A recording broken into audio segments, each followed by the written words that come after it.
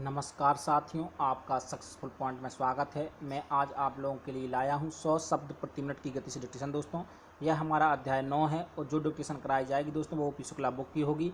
इसमें जो कुल शब्द रहेंगे वो 500 रहेंगे और जो समय होगा डिक्टेशन के बाद 5 मिनट का होगा। दोस्तों, आप हमारे साथ अंत तक बने रहें। अगर दोस्तों आप हमारे चैनल पर नए हैं तो हमारे चैनल को सब्सक्राइब करना और बेल आइकन को दबाना ना भूलें दोस्तों। तो चलिए दोस्तों, डिक्टेशन स्टार्ट होने में 10 सेकंड का समय है, तो आप तैयार हो जाइए।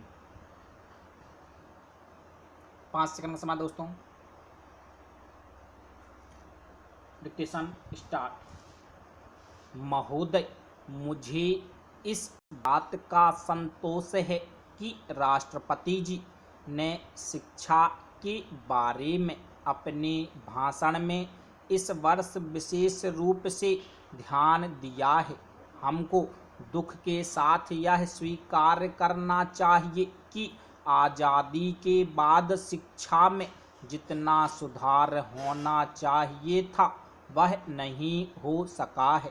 उसके कुछ भी कारण रहे हों, आर्थिक हों या दूसरे, लेकिन यह हमको मानना पड़ेगा कि शिक्षा के क्षेत्र में अभी बहुत कुछ काम करने को बाकी है। शिक्षा आयोग की रिपोर्ट में जो सिफारिशें हैं उनको तुरंत अमल में लाया जाना चाहिए था, परंतु ऐसा नहीं किया गया। इसके कई कारण हैं। योजना आयोग ने और भारत सरकार ने बुनियादी शिक्षा को स्वीकार किया है।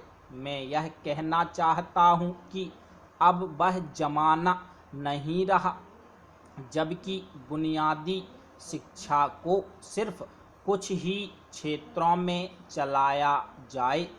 कुछ ही बेसिक स्कूल खोले जाएं और बाकी स्कूल पुराने ढंग से चलते रहें। भले ही हम उस तरह से शिक्षा ना चला सकें जिस तरह से सेवाग्राम में चलती रही हैं, फिर भी जो उसका बुनियादी सिद्धांत है कि उत्पादन के द्वारा शिक्षा देना, उसको संसार के सभी शिक्षा शास्त्री आज मानते हैं। पैरा, आज स्कूलों कॉलेजों की शिक्षा अच्छी नहीं है। यह सभी जानते हैं कि आज की शिक्षा बच्चों को बेकार बना रही है। इसलिए मैं तो यह चाहता हूँ कि जो हमारी शिक्षा हो, जो स्कूल कॉलेज हों, उनमें बुनियादी शिक्षा का सिद्धांत जरूर लागू किया जाना चाहिए। यह नहीं होना चाहिए कि कुछ बेसिक स्कूल खोले जाएं और बाकी सभी पुराने ढंग पर चलते रहें।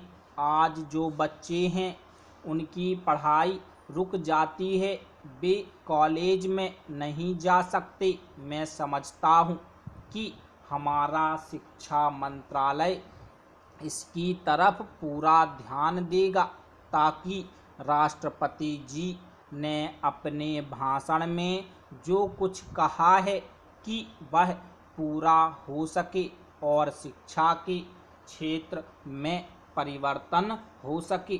पैरा, हम यह अक्सर कहते हैं कि जब नई सरकार आती है तो नया झंडा होना चाहिए, लेकिन मैं समझता हूँ कि नई सरकार के आने के साथ नई शिक्षा का आना भी बहुत ज़रूरी है।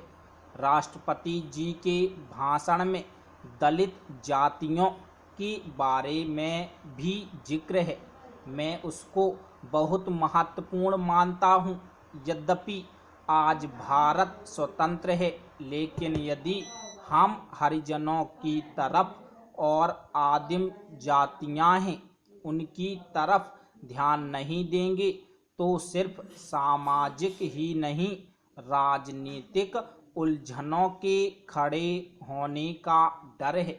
मुझे बहुत खुशी है कि गणतंत्र दिवस के अवसर पर दिल्ली में देश के कोने कोने से आदिवासी भाग ले रहे हैं।